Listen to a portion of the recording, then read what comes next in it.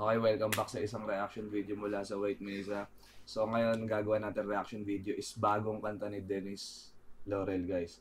After a long while. So sa mga hindi nakakilala sa kanya, si Dennis Laurel ay isa sobrang popular na celebrity nung siguro nung year 2000s, no. So isa siya talaga sa mga crush ko nung bata ako growing up. Ito yung mga talagang mga artista na sinusubaybayan ko dati.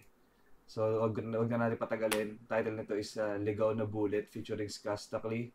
So, ito yung tinitignan kung ano yung magiging kalalabasan ng kanta nilang dalawa. So, bago pala yan, naglabas din pala ako ng bago kong kanta. So, eto, check nyo. Halik ang labi na Tryna make this hard on me, tryna make a fool out of me. Walang iba na ginusto, dito ka sa aking tabi. Ayos lang din naman sa akin na ikaw ay sa iba na tumagi. Di yung sa iba ko pa malalaman na ayaw mo na ako napansinin. Yeah, I don't know, fuck this shit. Pinaliwala mga sinabi sa akin ni mama, di pumasa. She said that you're so maarte, wag na wag ka madadali sa ganda niya. Kurbahan ng katawan, bandang huli ikaw ay pagtawanan. Just the feeling of her lips touching mine, nagmamadali na siya at balikan. Totoo pa ba ang sinasabi mo? Isip mo na ba ako'y nalilito? Isipin mo na araw-araw ganito. Ikaw yung dahilan, ayokong huminto. Totoo pa ba ang sinasabi mo? Isip mo na ba ako'y nalilito? Isipin mo na araw-araw ganito. So kung nagustuhan nyo yung bagong kanta na yun, punta lang kayo dun sa music channel ko, subscribe kung gusto nyo. Kung di naman, okay lang, walang pilitan. Share, subscribe and everything. Salamat na agad kung gagawin nyo man. Pero game na. Di ko na pala sinalo, di ko agad na pagkanto. Di akala itatakbo, sadyang tumigil ang mundo. Nang bigla ka lang lumapit sa'kin lamit. Nobody's ever made me feel this way. Diving through the ocean till you stay. Di mo lang alam, ako'y naiibang, di lang halata. Got any plans tonight? I got a little time. I never had a time, but you don't change my mind. Tell me that you're falling, tell me that you want it. It's a warning call, yeah. But ako tinamaan only you, boy. Di na bibitawan only you, boy. Kahit saan masasamahan basta you, boy. Bahala na sila, ikaw na pala'y sinalo. At tinamaan only you, boy. Di na bibitawan only you, boy. Kahit saan masasamahan basta you, boy. Bahala na sila, ikaw na pala'y sinalo. Gusto kang araw. Okay, bago tayo pumunta kay Skastakli, no? Actually, sobrang nostalgic nitong ano. Talagang alam mo recently, karamihan na napapakinggan ko mga music is talagang bukod sa year Y2K kung tawagan na, Y2K inspired.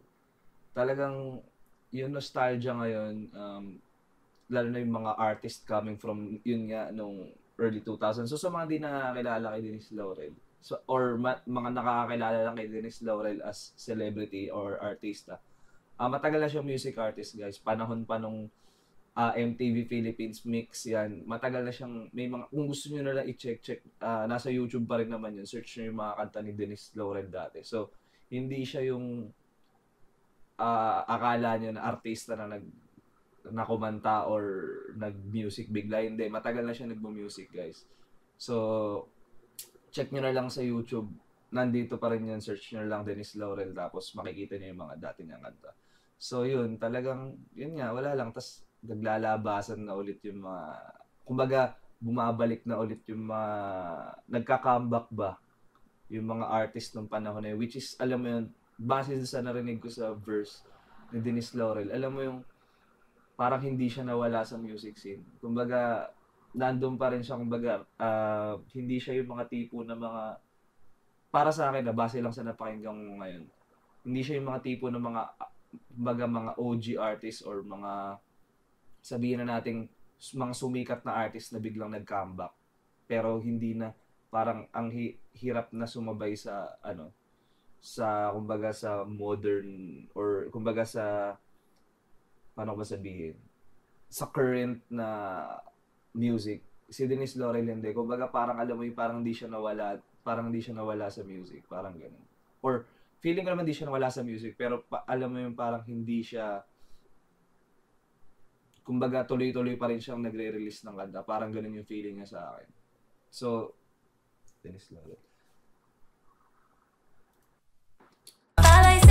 Gusto kang araw-araw pang gigilan, hindi ko kayang sandali lang. Sa dami-dami ng tukso ay ikaw pa rin ang gusto. Kahit nung nakilala kita, alam kong dama mo na bagay tayong dalawa. Itago ko man ang kilig ay madaling nahalata. Ikaw ang katahimikan na di nakakasama pakinggan, di nakakasawang tignan. Pag-ibig na to ang tanging makakasagip sa akin, handa ko pa rin salagin ng ligaw na bala sinalo. Alam niyo si Skastakli, o hindi ko na kailangan, alam niyo, hindi ko na kailangan masyadong i-explain si Skastakli. Siguro naman sa mga nanonood na sa White Mesa, sa mga previous reaction video kay Skastakli, na explain ko na in-depth kung sino si Skastakli para sa akin as an artist. So, ang madadagdag ko lang siguro is, alam mo yun, nandun na siya sa superstar level na kada lalabas siya sa kanta or magre-release siya ng kanta, parang kumbaga alam mo na i-expect mo na talagang maganda yung ibibigay niya, kumbaga magko-compliment siya sa kung anumang track or kung sino man kasama niya sa kanta. Kumbaga nandun na siya sa superstar level na ganun, na parang laging aabangan yung mga ilalabas niya na kanta, ganun.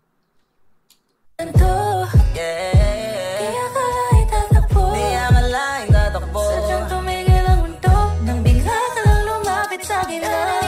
Tonight I got a little time, I never had a time, but you don't change my mind. Tell me that you're falling, tell me that you want it. It's a warning call, yeah. But ako di naman only you, boy.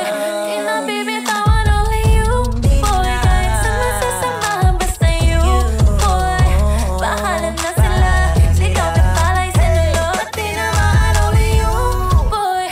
Di na bibitawan only you, boy. Kahit sa masasamahan basta you, boy.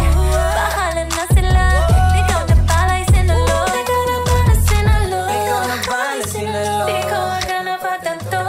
Di akalain tatakbo. Di akalain tatakbo. Sadyang tumigil ang mundo.